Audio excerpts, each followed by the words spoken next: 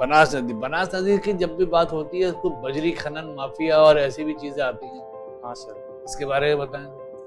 ये आपने कहीं पढ़ा होगा, ये पॉलिटिकल साइंस में क्या क्या क्रमिक पढ़ा जाता है?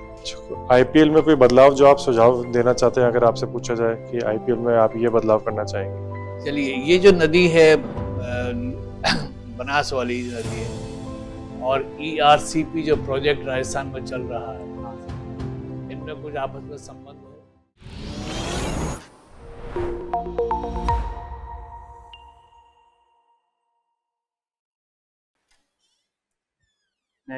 Please come in.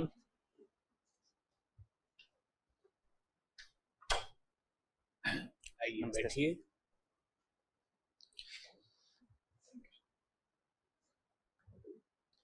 चलिए, एक संक्षिप्त परिचय दें आप, बिना अपना नाम बताए।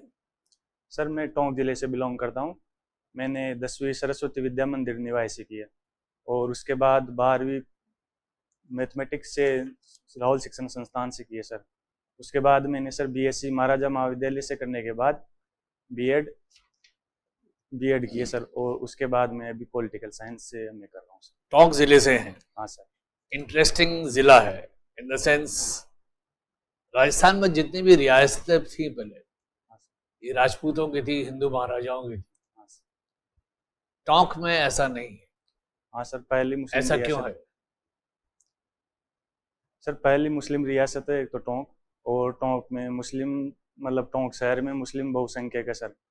और इसमें मतलब 1804 के अंदर ये रियासत अंग्रेजों में विलय हो गई थी, जिसको 1817 में अमीर खां पिंडारी को सौंप दिया गया था सर अंग्रेजी शासन द्वारा। तो तभी से उन्होंने ये पहली मुस्लिम रियासत स्थापित की सर। दूसरी चीज, टोंक जो है वो राजस्थान के कई डिस्ट्रिक्ट्स को पानी पिलाता है। हाँ सर। तो मुझे आप बीसलपुर डैम और उसके जो प्रोजेक्ट है उसके बारे में बताएं। सर बीसलपुर डैम मुख्यतः तो पेयजल उपलब्ध करवाने के लिए है, लेकिन टोंक जिले में इसके द्वारा सिंचाई भी उपलब्ध की जाती है सर। इसका निर्माण 1999 में किया गया था, जो राजस्थान का सबसे बड़ा कंक्रीट डैम है सर। इसकी ऊंचाई 39.5 मीटर है, जिसमें 315.5 आरएल मीटर भराव क्षमता है सर इसकी। तथा इस पर रंगीन मछलियों के लिए एक्वेरियम भी स्थापित किया गया सर। ओके, किस नदी पे है ये? सर बनास नदी पर है। बनास नदी की जब भी बात होती है तो बजरी खनन माफिया और ऐसी भी चीजें आती हैं। हाँ सर। इसके बारे में बताएं। सर बनास में अवैध बजरी खनन के कारण सर कुछ आपराधिक गतिविधियां भी हो रही है, जिसका मुख्य कारण है सर एक, देखिए, किसी भी नदी के बहाव को रोकने के लिए उसको बजरी खनन करना पड़ता है ना, जमीन पर जो धरातल होता है उसका।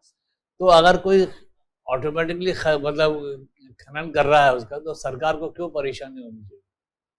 सर एक तो इससे सरकार के राजस्व का घाटा हो रहा है सर, और इसके साथ ही सर अवैध बजरी खनन के कारण इसका कोई मतलब सिस्टमेटिक तरीके से खनन नहीं हो रहा, जिसके कारण एक तो उसमें प्राकृतिक बहाव अवरुद्ध होने के कारण कटाव हो जाता है सर, और एक सर जल स्तर भी गिरता है सर इसके कारण, अवैध बजरी खनन के कारण।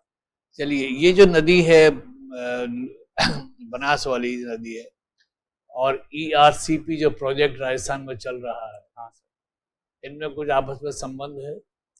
सर ईआरसीपी पूर्वी राजस्थान की कुछ नदियों को जोड़कर पूर्वी राजस्थान के लगभग 17 जिलों में सिंचाई जल उपलब्ध करवाने की योजना सर, जिसको अभी पीकेसी योजना कहा जाता है सर, जिसमें जैसे चंबल, बनास, काली सिंध, पार्वती आदि नदियों को जोड़कर लगभग 156 डैम आदि सी संरचनाएं बनाकर सिंचाई जल उपलब्ध करवाया जाएगा।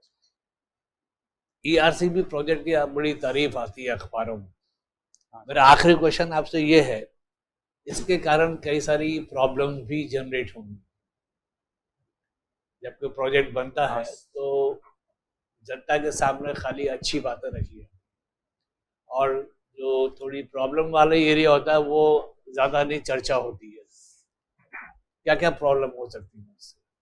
सर एक मुख्य प्रॉब्लम तो जैसे डैम आदि बनाए जाएंगे तो उसके बराव क्षेत्र वहाँ से प्रवासन की समस्या होगी सर, और उसके अतिरिक्त सर वहाँ मतलब भराव क्षमता में जैव विविधता का भी नुकसान होगा सर, डैम आदि बनाने के कारण। और सर एक जैसे डैम से भूकंप आदि की समस्या भी देखी गई है सर। और लोग विस्थापित होंगे, ऐसा भी कुछ है, अखबारों में आता रहता है।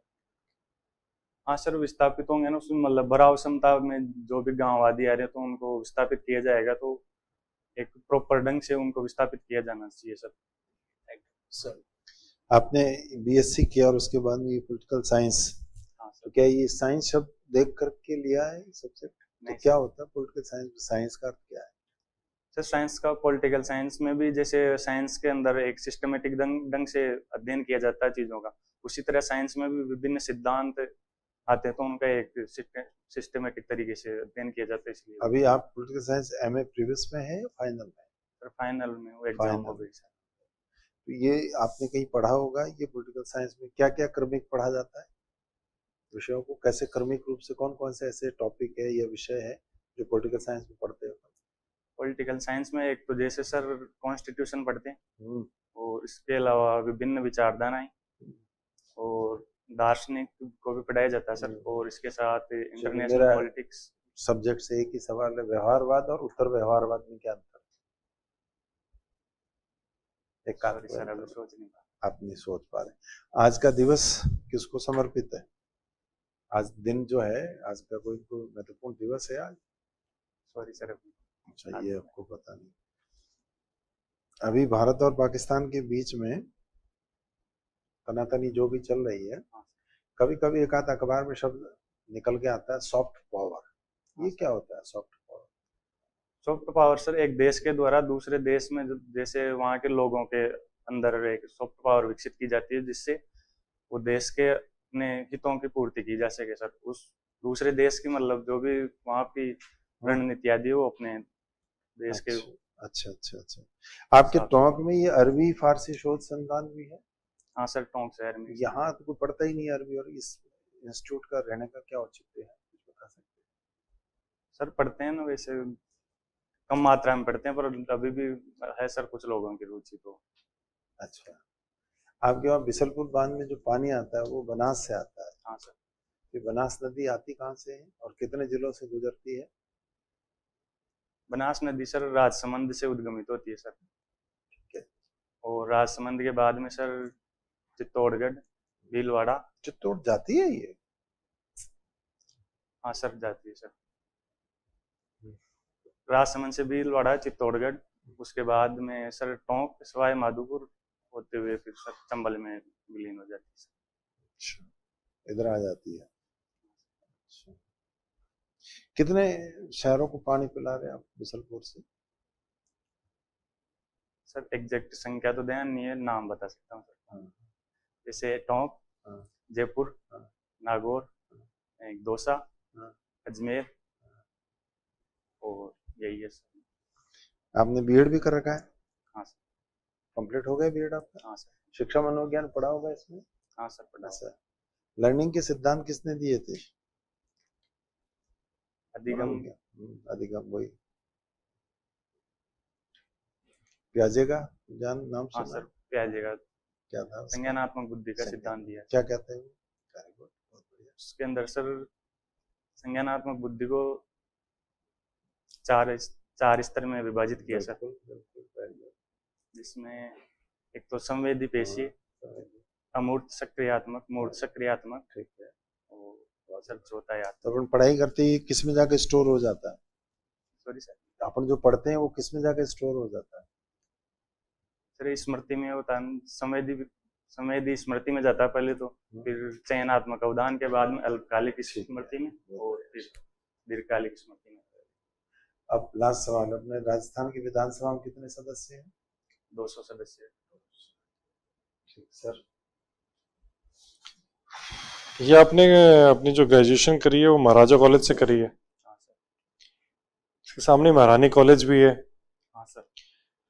तो आज के समय में ऐसा नहीं होना चाहिए कि लड़के लड़कियों के लिए अलग से कॉलेज नहीं हो, एक ही कॉलेज हो? कोएड एजुकेशन के फायदे नहीं होते? हाँ सर, सोचा जा सकता है इसमें, जिससे मतलब दोनों। अच्छा, अभी जो व्यवस्था है इसके क्या फायदे हैं, क्या नुकसान है अलग अलग कॉलेजेस के? अलग अलग कॉलेजेस तो सर जैसे पुराने का समय में स्थापित की गई थी, जहाँ मतलब महिलाओं को शिक्षा का कम जागरूकता थी सर, तो उनको मतलब जैसे सुरक्षात्मक दृष्टिकोण से स्थापित की गई थी सर। लेकिन अभी को एजुकेशन को बढ़ावा दिया जाना चाहिए सर, ताकि लड़के और लड़कियां दोनों एक साथ रहकर उनका विकास हो सके सर, समावेश। किस तरह का विकास होता है जब लड़के लड़कियां साथ रहते हैं, पढ़ते हैं तो? को एजुकेशन के क्या फायदे हैं, मैं ये पूछना चाह रहा हूँ आपसे। को एजुकेशन के सर जैसे एक तो ये बाद में आपराधिक गतिविधियां देखी गई लड़कों की, तो वो उसमें कमी आ सकती है सर। लड़कियों के साथ दोनों एक दूसरे के साथ पढ़ाई करेंगे तो एक दूसरे को समझने, उनकी समस्याओं को समझने। आपने बीएड करी तो आपने ये नहीं सोचा मैं भी पढ़ाता हूँ, अब मैं बीएड तो हो ही गई है। सर मेरा मुख्य उद्देश्य तो सिविल सर्विसेज में आना है सर, तो बीएड तो प्लान बी के तहत। अच्छा, आप क्रिकेट खेलते हैं? हाँ सर, गली क्रिकेट खेलता हूँ, वैसे देखने में रुचि है,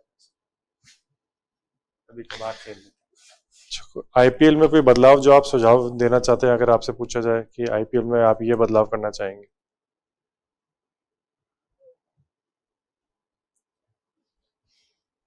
आईपीएल में सर जैसे एक तो ये सर अभी सोच नहीं पा रहा है। ये राजस्थान रॉयल्स की टीम यहाँ भी खेलती है और गुवाहाटी में जाके भी खेलती है, हाँ सर। तो इसके 2 होम ग्राउंड हैं क्या?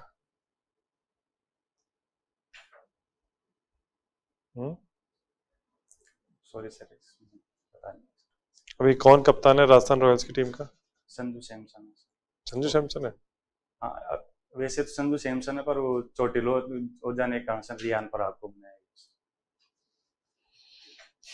अच्छा, और कोच कौन है राजस्थान रॉयल्स के अभी? सर श्री राहुल द्रविड़ जी। राहुल द्रविड़ जी। आपको क्या अच्छी बात लगती है क्रिकेट की जो दूसरे गेम से अलग है? क्रिकेट एक तो जैसे नेतृत्व की भावना को विकसित करता है, और टीम कैप्टन तो एक ही होता है, इसमें क्या नेतृत्व की भावना कैसे आएगी फिर? सर कैप्टन दूसरे प्लेयर की भी अपनी, सबकी अपनी भूमिका होती है, जैसे बैट्समैन है तो उसकी अलग भूमिका, बॉलर है तो उसकी अलग भूमिका। हाँ, एक सर टीम भावना को ये तो हर गेम में होते हैं टीम भावना, तो मैं तो कह रहा हूँ क्या अलग बात है क्रिकेट में जो दूसरे गेम्स में हमें नहीं दिखती किसी भी तरीके से। सॉरी सर, अभी सोच नहीं। आपको नहीं लगता क्रिकेट में ज्यादातर लोग तो सिर्फ खड़े रहते हैं, इसमें एक्सरसाइज, फिजिकल एक्सरसाइज कम होती है? इस प्रकार से हम गली क्रिकेट खेलते हैं या फिर और भी क्रिकेट खेलते हैं, उसमें ज्यादातर जो खिलाड़ी होते हैं फील्डिंग करते करते खड़े रहते हैं, बस एक बैटिंग या फिर ज्यादा अगर फास्ट बॉलिंग करें तभी हमें ज्यादा एक्सरसाइज होती है।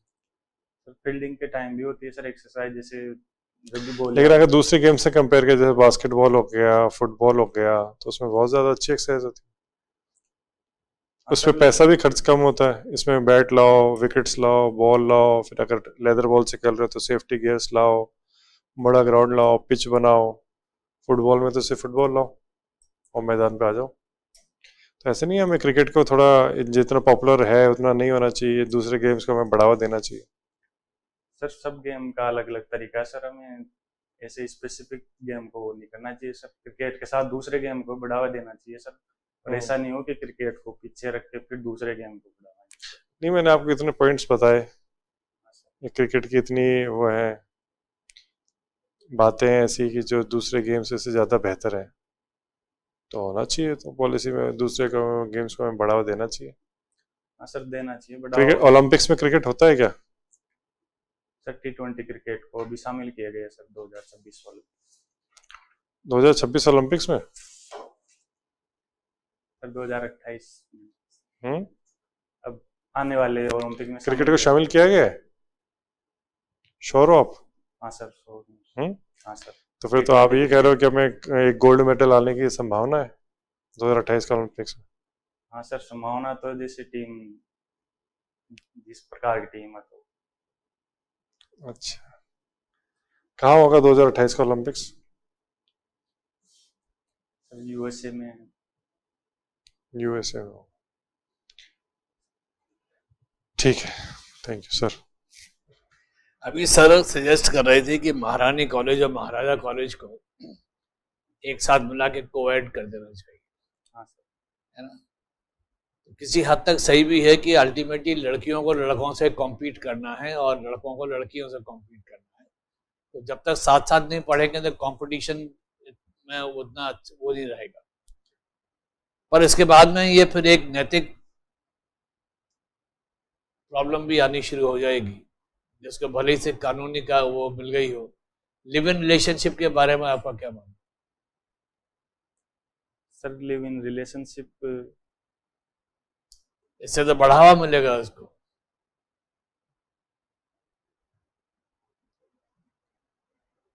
नहीं, Sorry, आप इसको ऐसे समझिए, लिव इन रिलेशनशिप को आप सही मानते हैं गलत मानते?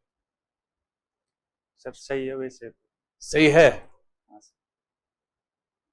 सर अब मॉडर्नाइजेशन की तरफ बढ़ रहे हैं तो सर मॉडर्न ठीक है, वो दिल्ली, बॉम्बे, यूरोप, अमेरिका में ठीक है। हमारे जिस समाज में हम रहते हैं, आप और हम रहते हैं, आपने कितने अपने रिलेशन में सुना कि ऐसा पॉसिबल हुआ है?